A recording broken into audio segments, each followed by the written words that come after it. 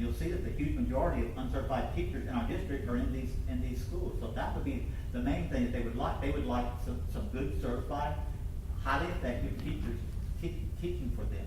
The second thing that I know that is a major problem is a turnaround. Every year, many of these schools face a turnaround of at least a fourth, but many times a third or 50% of their faculty turning over. They would like to see a consistent faculty, strong faculty at their school. Does not mean that they don't have strong faculty members, but as a whole, they would like to have the same resources available, the same quality instruction, same quality professionals available for their schools as we have at our higher performing schools. And I think they would put that right at the top. I think there are other resources that could help, but I do believe that TAP is one thing that they feel the need for. I think the two schools that are in it right now have been sold that process of supporting teachers embedded within the school day does work and will work if we'll do it to fidelity. We've been very lucky that the first person we hired when we worked with school improvement grants was Jill Crane, who was the actual TAP person for the State Department, who is phenomenal when it comes to train. She's a certified trainer and can do everything for our district without us having to go outside of it. And she has worked with these two principals. She's worked with the master teachers and mentor teachers. And you really need to just sit in one of their cluster meetings to see how beautifully it works and how the teachers are more engaged. They're smiling. They're actually seem to be happy that they're at the school working on those days. And so those are actually two very ones that are very high on the list that I would say. Now the other thing would be I think that they feel that they need to be strictly and strongly aligned to the EOC or the LEAP assessments also in everything they do, in their curriculum, and in their assessments, and in their professional development, all those three things. I think they're looking for that also, and looking for guidance. I think they're just looking for someone to understand where they are, and someone who's been in that position who can monitor the overall implementation of the grant and go in there and speak with them professionally and say this, and do the research for them and help them go through the steps of improving that school. Okay, now I really thought your answer that there was going to be a behavioral issue with students. I'm not a person who goes into my schools. All of my principals, I've told them, I'm not going to be just coming into your school. Here's my phone number. If you need me, just give me a call, because I know that they're busy. They have a lot to do. They don't have time to stop in their schedules to talk to me when really I'm just going over there to share some things that I've received calls on. Because most of the calls that I get, and I'm sure that the teachers, I don't know if they tell the administrators or not, but the behavior, all I run into teachers talking about, and most of the schools are on this list, is the behavior of the students. Another thing, and then I'm going to stop so that somebody else can ask the questions that they want. I'm going into my 4th year on this board, and Mr. Hardy has preached and preached and preached and preached about certified teachers, and you still have not been able to fill those schools with certified teachers.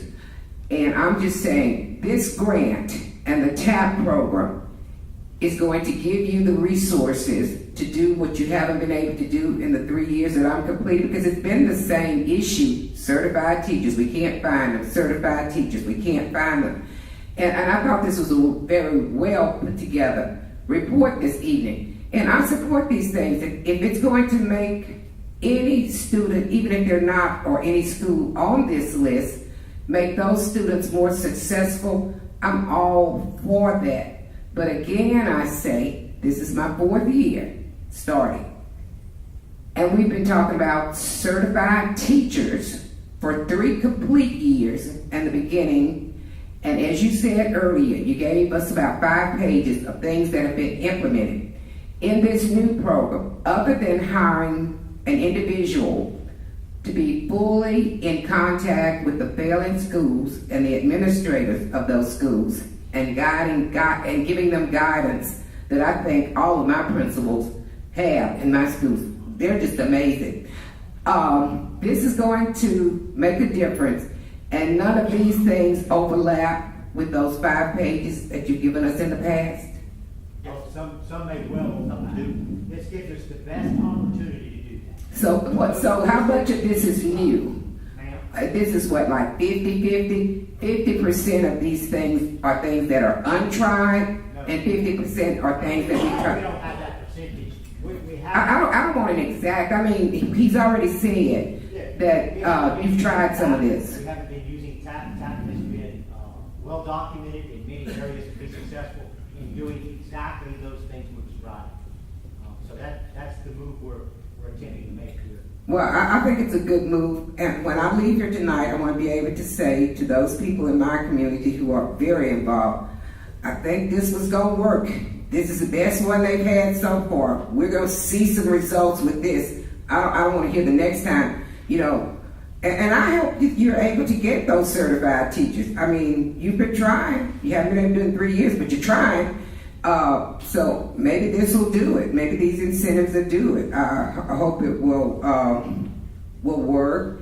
And if you say that all of the administrators in these struggling schools support this program, it's been explained to them thoroughly, and they support it, and they feel like it's going to work, then fine. But again, I say, the principals in my schools, they're all amazing. They're into technology, they're very thorough with their emails that they send out, with the things that they're doing with their teachers. So maybe this person over them, but they're already doing a wonderful job. And I have 3 new principals in my schools, but let's pray that it works. Okay, Mr. Horny. Mr. Campbell, appreciate it. And probably one of the best lines I read in this thing here, it said, no excuses. We've been accepting those excuses. We've been accepting those excuses in a casual fashion. I've heard from principals tell me, oh, the community's bad, the community's failing. The community's not failing, but you're failing in that school. I like the word no excuses, period, Mr. Brookhouse, and that includes not only the performance of the teacher, the principals, and their attitude also. Bad attitudes from principals, bad attitudes from teachers, and sometimes bad attitudes from board members get in the way. So I'm sick of saying all that bull about, and I got to say this, Mr. Brookhouse, because I get pretty full about this. All 3 of my children, came from Washington High School, have done extremely well. I want the same thing for all those kids in the neighborhood where my kids live and where I live. And we've had these excuses over and over and over. Now, do I know those children can perform? I have seen weak leadership in the school. The parents are deserting my schools because they see it, but they don't come out and verbalize it. And when this child leaves school A in my district and goes to school B, and suddenly is making honor roll and banner roll, etc., something's wrong. So I've seen 25 years of no problem solving in the school, and that is hurting the school. Yep. I'd like to be kind. I sent you a note the other day, Mr. And sometimes I get sorry about sending notes. Sometimes these negatives that we're talking about that sometimes come from me are really positive. And I hope you regard that as how I intend those things to be. Because excuses do nothing. We have, and I know these parents in my area.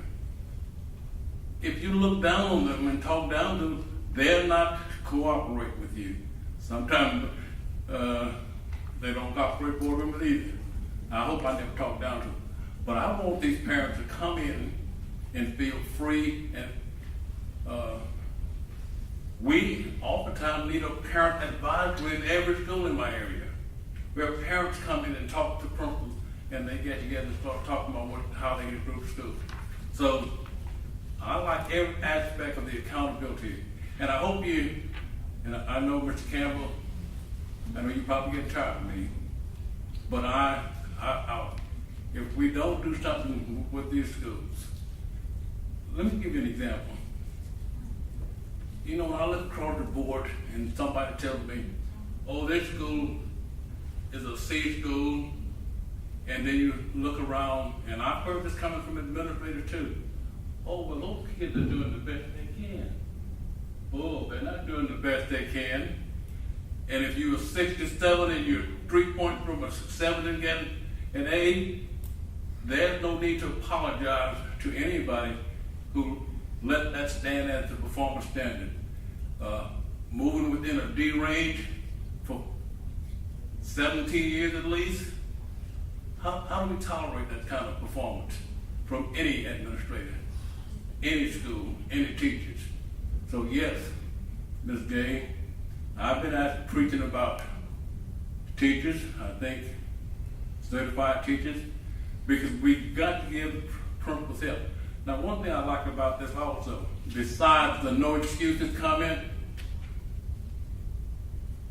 is the concept of what a principal is.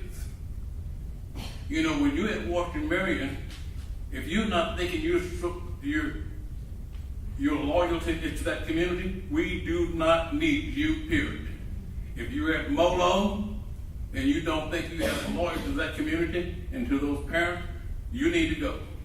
And so this is how strong I feel about underperformance and people who accept all those excuses in a character fashion, because it does nothing but hurt these children. And I know they can perform. When we have, and I got to say, Ms. Campbell, when we have people like you, I believe, who intentionally feel an urgency for kids in school to learn, if you don't have an urgency for them to learn, go home. Go to the plant and get you a job where you can get more money. Because I feel like, as a board member, I represent those students, and I represent those children and those parents, and I expect principals in that area to work with me to get things done. And when you're not doing something, we need to change your, Mr. Brookhouse, we need to revise that principal description, that if you're not working with the board member, you need to go somewhere. Home. So this is how strong I feel about seeing this almost 26 years that I stayed in central office. Yes, I do believe central office do want children in our area to learn without any question. We haven't reached that because now sometimes the administration gets to picking people and try to make little excuses for it.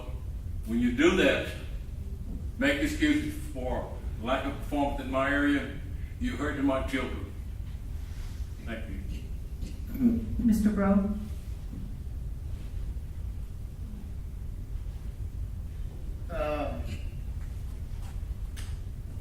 Kind of getting back to, actually Ms. Gay brought up a good point. It's kind of what y'all have been kind of talking about in the past.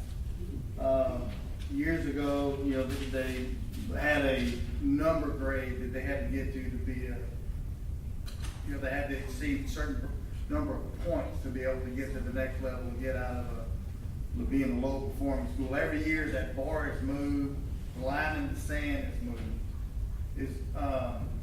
Which gives the perception, kind of like y'all meant earlier, that our schools have not progressed or have not gotten better. What I would kind of like to see is do, and I don't know how you would do it because I know they've changed everything every year.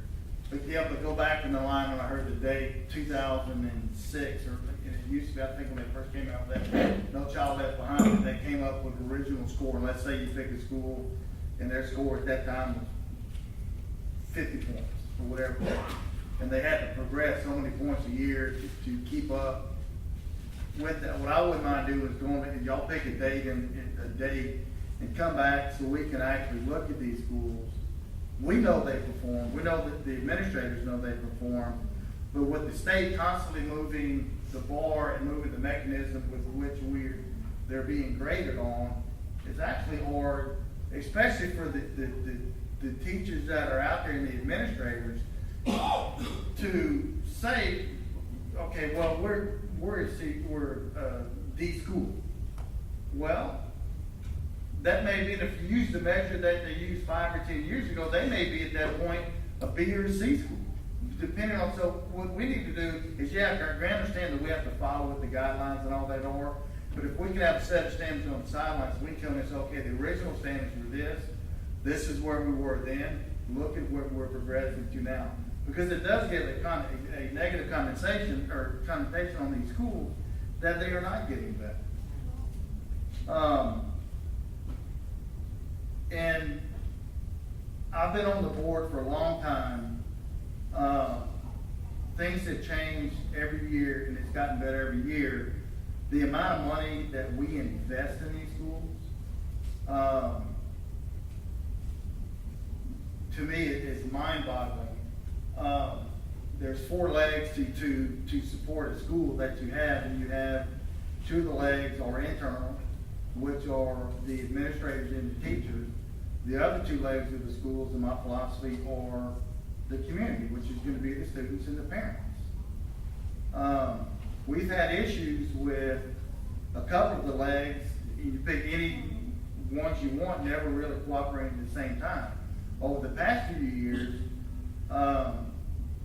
specifically in the last probably 3 to 4 years, I've seen the school system stand up and do things that have not been allowed in the past because board members in the past would not allow certain behaviors to be stopped. You know, things that we knew that need to be happening to be changed and whatever case may be, and it's like, no, we're not going to do that because that's my friend.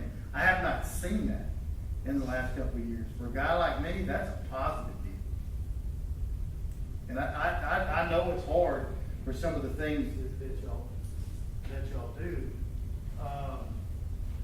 but it's, and then with what we do on the grant writing stuff that Ms. Good does, there's always a way in this parish, and get back to them about the traveling stuff, that you go to some of these national things and you learn the things that they're doing that we kind of bring back. This parish has always been good at trying to think outside the box to try to make the education for every student in the system better. It doesn't always come across like that. Some of the negativity does come from the board. That ought to not be tolerated. But I think this is a good deal. But I just think as far as if we could advertise based on what the original criteria were with where they come today, I think that would kind of help and show those schools and reward the administrators and the teachers with 10 or 11 years of work that they've done. They have gotten better. But we got to get all 4 legs to agree to give us a good solid foundation to get better. And that's something we've been talking about for years. But coming from myself and a lot of us out here, what y'all do every day, I'm married to a teacher. I get it. She's a kindergarten teacher. I kiss her on the cheek when school starts in August and say, baby, I'll talk to you in November. I get it. But y'all having to deal with that every day, thank you for coming from the bottom of my heart. You've got our support. You need anything, if we're not in your district, call. You know, there's not one of us up here that wouldn't do anything to try to help if we can. I used to work with Britt Washington over at Brentwood a few years back, and we put in that experimental summer school. I forget what it was, that summer school there for a couple of years, and that program worked. I wanted it in one of our schools, but we had to do it over there for budget reasons. But it worked.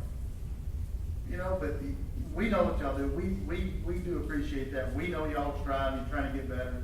We're going to try to give you the tools within our budgets to be able to do this.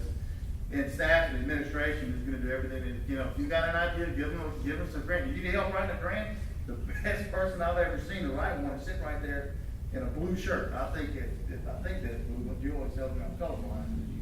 But she'll help. She'll help you find the money any way that you can to get that. And Okay, since we're ready to vote, but before, would the principals who are here tonight please stand? Thank you very much for what you're